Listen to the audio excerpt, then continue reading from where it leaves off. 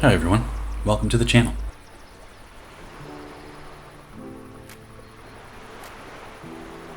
Cowan Simulation released the Robinson R22 for Microsoft Flight Simulator, and it is spectacular. And the texturing and mapping look great. It looks real. It's done really well.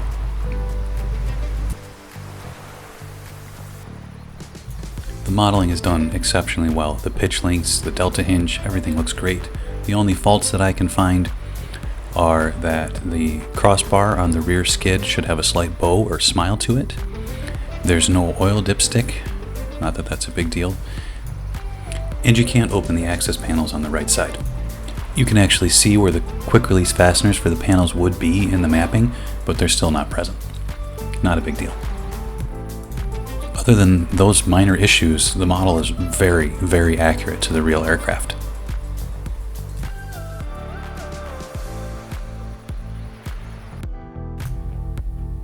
In the cockpit, there's actually a checklist available to you. This is a real version of the checklist from the POH.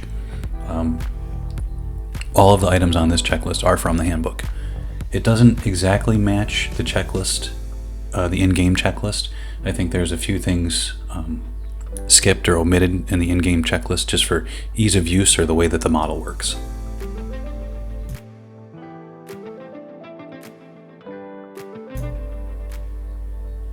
Every item on the checklist does function though, aside from the circuit breakers. So they're modeled and they're there and they're clickable. But I tried to pull the clutch circuit breaker when the clutch light was illuminated and the clutch was moving, and nothing happened. It didn't stop the operation of the clutch, so I don't think the circuit breakers actually do anything. Other than that though, you can follow the startup procedure per the handbook and it operates correctly.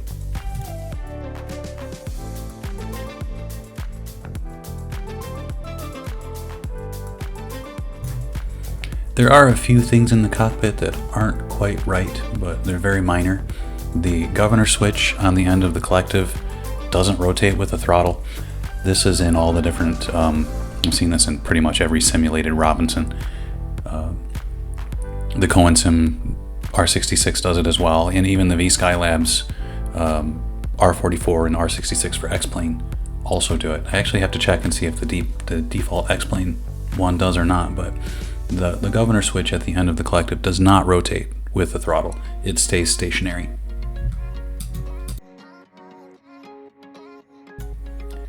The clutch switch can be operated independently as well. It's not modeled that way.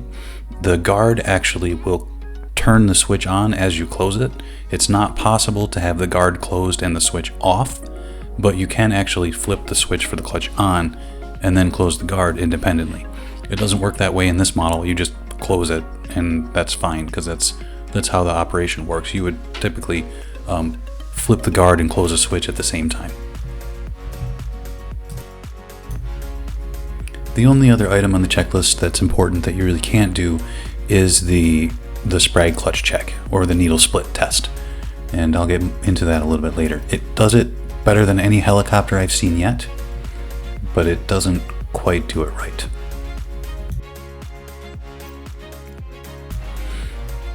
Anyway, let me turn off the passenger and I'll do a startup flow.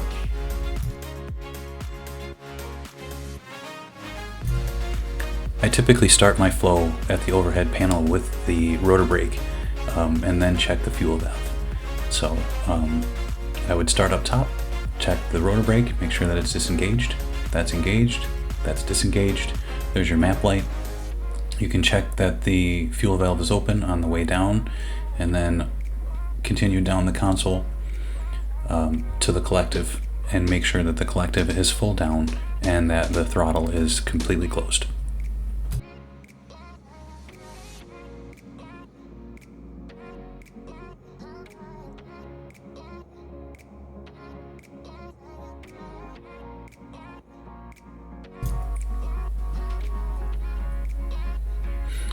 Here you can see I'm actually rolling and making sure that the throttle is closed with the mouse. Actually, when I fly, I have it mapped to an axis on my PFT Puma. Continuing up the console, you put the mixture down, put the guard in place, turn on the master battery, and then you would turn on the strobe and nav lights, and then you would start the engine.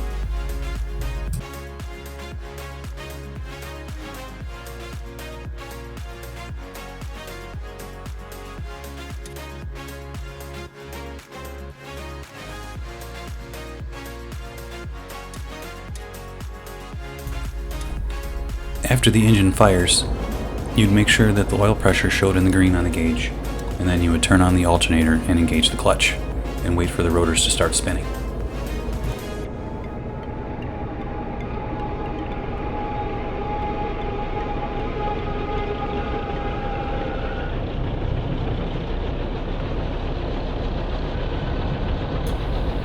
They really got the sound right when the clutch engages. It has that screeching squeal that is pretty unique to the Robinson line of helicopters. The R44 does it too.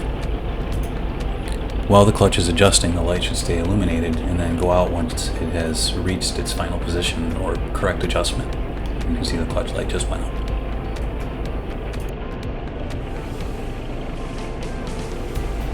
That's pretty close to the real thing, except the blades started spinning as soon as you started the engine, which isn't how it works in the real helicopter. They don't start spinning until you engage the clutch.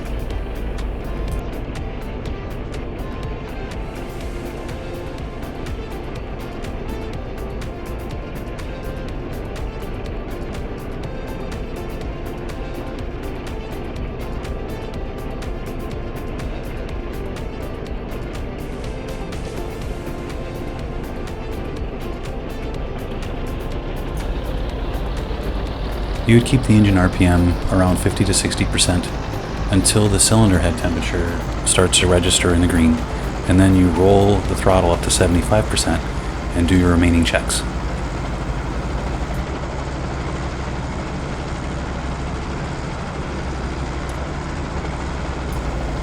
You check both the left and right mag as well as the sprag clutch.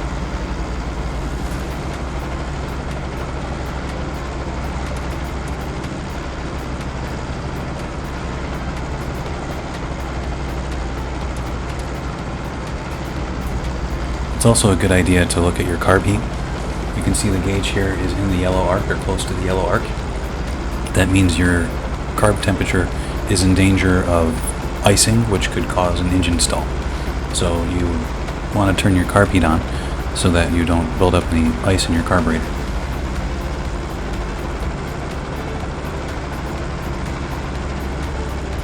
And then after you pull the carb heat handle, you'll see that the temperature in the gauge rises.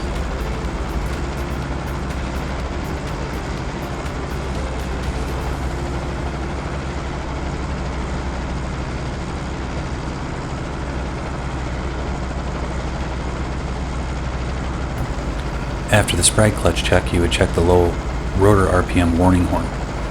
I like to turn the governor off and then raise the collective slightly and then manually bring the throttle into the arc until the horn and light extinguish, and then turn the governor on.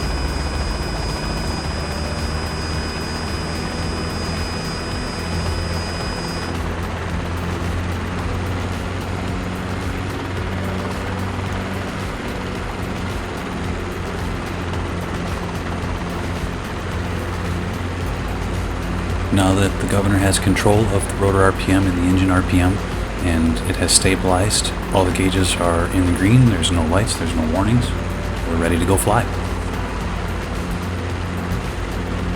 I like that the options to switch the panel variations are also easily accessible and just right there on the console.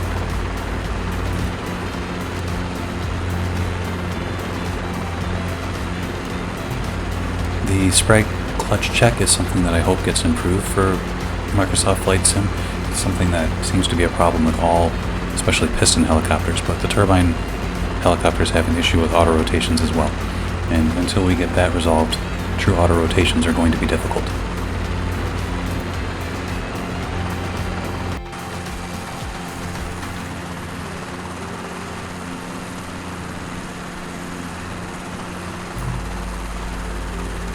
I find handling to be pretty close to the real aircraft. It feels like an R22. It responds like an R22.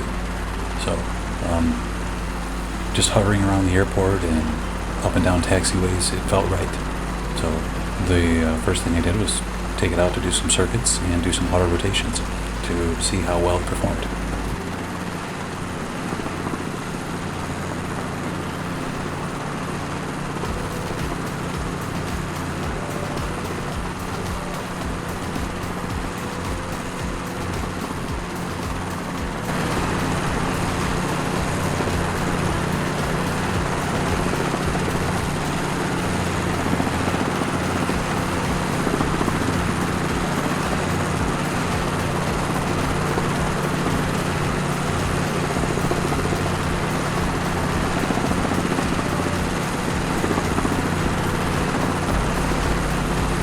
So the first few auto rotations I did with the governor on, and they worked. So I don't know if it's something that if it's a setting or if it's a hardware issue that I'm struggling with my controller. But I had trouble after that getting the RPM to drop with the governor on. So I did some auto rotations both with the governor on and with the governor off. So this livery, the 70s looking one, these were governor on auto rotations, and then the black livery at the end, those are governor off auto rotations. So typically you would not turn off the governor when you're practicing auto rotations in the R22. The governor does not function below 90% engine and rotor RPM. So if you're below that setting, you're manually adjusting it anyways. So if you roll the throttle off below 90%, the governor will not roll it back on. It will remain off or at an idle state. As soon as you roll the throttle up towards that 90% arc range and you hit that arc, the governor will grab the throttle and then do what it needs to do to maintain the rotor RPM in the green arc.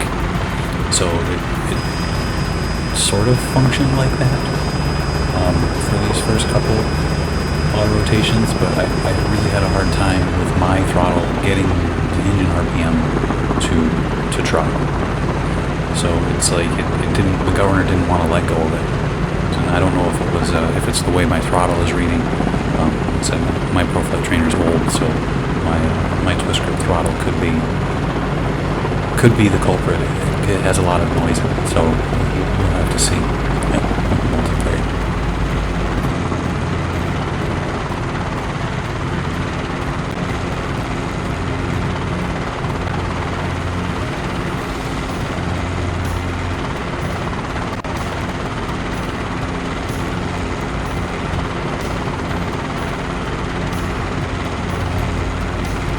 Anyway, I was pleasantly surprised. This has the best auto rotation characteristics of any helicopter yet in Microsoft Flight Simulator, and it's sort of doing what it's supposed to. It's doing what it's supposed to. It's I don't know if it's coming down. It needs to come down to my technique or making sure that I'm doing things properly. But as far as how it goes in the actual aircraft, to how the simulator goes, there's a difference in control setups, right? So things aren't exactly the same, but it should perform somewhat similar. That's kind of the whole point of simulation, right? Is that it simulates what actually is going on. So all the correct motions have to be done in order to get into an auto-rotative state, and it worked. And I was actually able to manipulate the rotor RPM for the first time with the engine disconnected from the rotor system simply by using pitch of the rotor disc, and I was able to regain rotor RPM. That is just, I'm dumbfounded. I'm amazed at that. That right there is like why I'm going to say that this is the most realistic helicopter for Microsoft Flight Simulator at this point in time, because I can pretty much do all of the maneuvers that I would do with my instructor with this model, and it does what it's supposed to do. Oof, that was a rough one. That's exactly what happens when you come in with the skids at an angle and you don't push forward and level the ship first. That would have been, I probably would have walked away from it, but I probably would have rolled the ship on that one. Anyways, these were my first auto rotations with it at, where did I go? 1 Delta 2 Plymouth Canton Metatol. It's great. There's a add-on airport for it for free up on flightsim.to, and the area has great photogrammetry. I like it a lot because it's an area that I fly in real life, and it looks really realistic.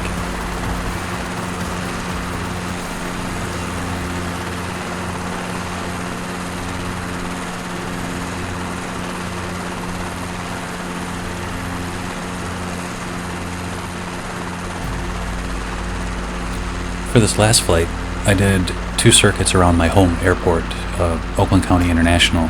It's Kilo Papa Tango Kilo. There's also an add-on for it on flightsim.to, but it's good, and the buildings and everything in the airport are great. It needs a new hush house. It's not how the hush house looks, but it's they didn't fix some of the ground textures or orthophotos in the area. There's a mix of pretty awful textures around it, but other than that, the area is good. It's not photogrammetry, it's autogen and ortho, but it still looks pretty good. Anyways, it was nice to go there to kind of feel how it felt and recreate a circuit that I've done in the real world with an aircraft of the same type. So I mean, I flew for my training in R22 Beta 2, and actually had this paint scheme, different tail number, but this paint scheme. And that's what I did most of my training in that, and an R44.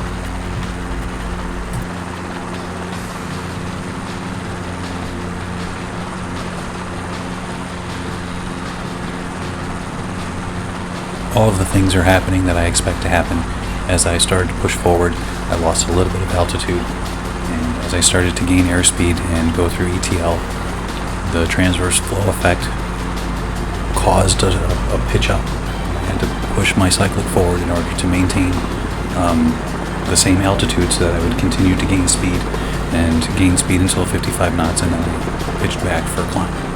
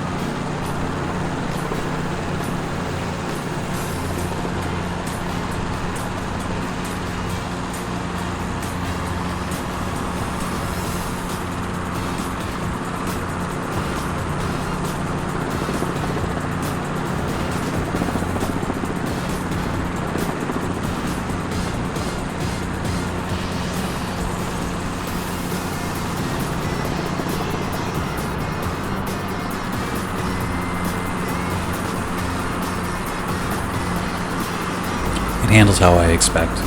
It's cruising about 90 knots at about 22 inches of manifold pressure with one person on board, and half a load of fuel, which is about what I'm used to in the weather conditions that I'm flying in. It's pretty close. It's hitting the numbers pretty close.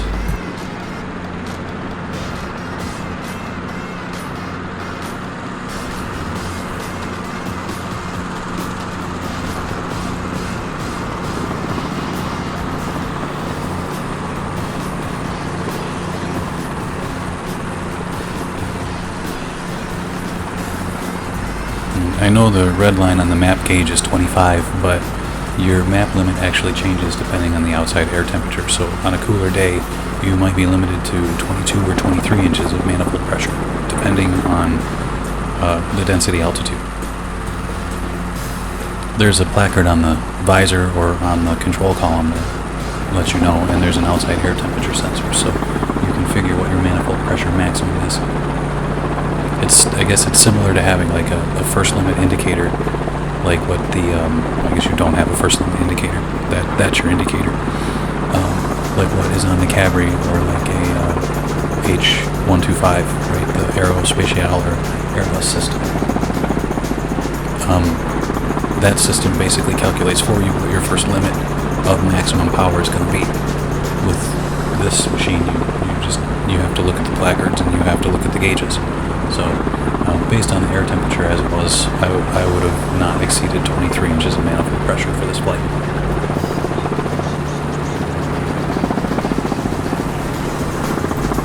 And for this one, we're just doing a normal approach to the numbers. An easy way to deal with approaches in helicopters is to come down at a straight angle, and you want to put your target on the windscreen. And if that target is moving up the windscreen, you need to add collective. If that target is moving down the windscreen, you need to lower collective. Because the collective is basically going to decide your angle, and you're going to adjust your speed with the cyclic as you're coming in. You're constantly slowing down. But that target on your windshield, how that moves is how you maintain that glide slope angle. And you want to just come down and enter into ground effect as you're slowing out of ETL.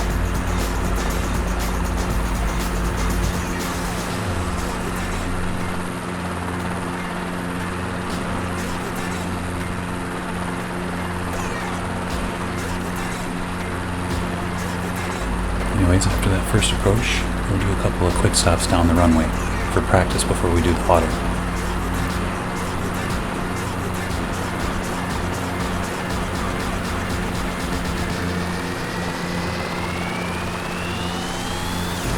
And I know it's implied that you do things quick with a quick stop, but you still need to maintain your movements slow and smooth. Because if you try to move too quickly, you'll balloon and gain a bunch of altitude rather than stopping quickly.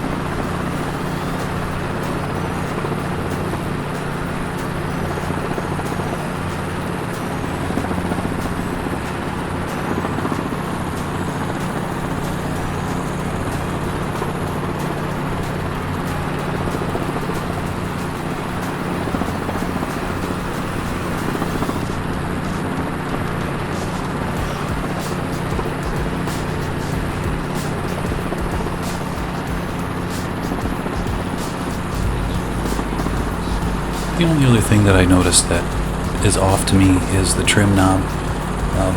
I don't use the trim knob in simming because I have control that stays where I put it, so it doesn't make sense to use trim, simulated trim.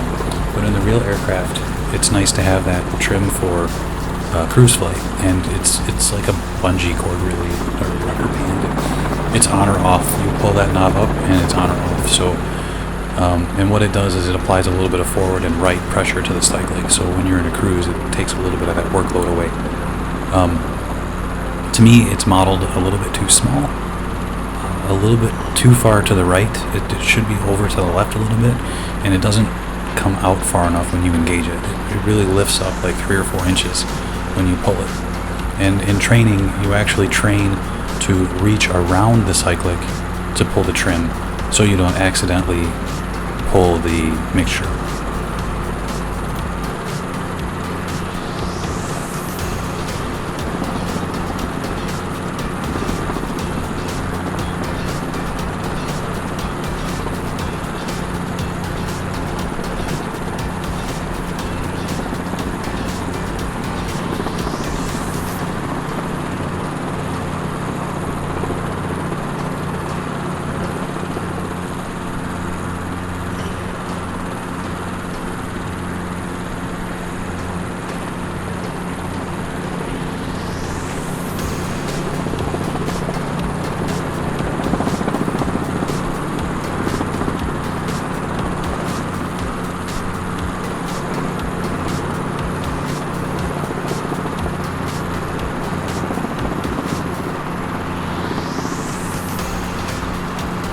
For this last approach, we'll do a full down auto rotation to the runway.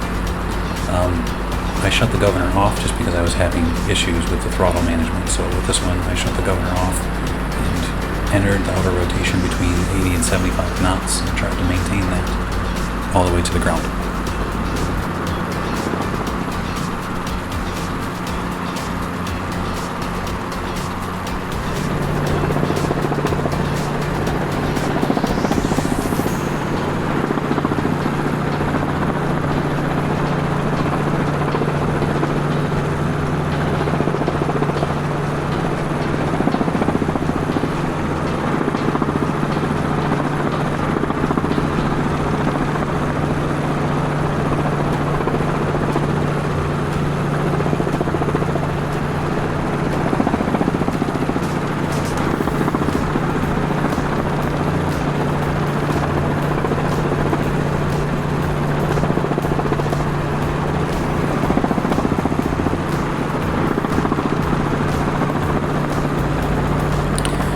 I applied too much collective too quickly, so I ballooned a little bit here at the end, but I was able to correct it and right the ship and bring it down before I lost too much rotor RPM.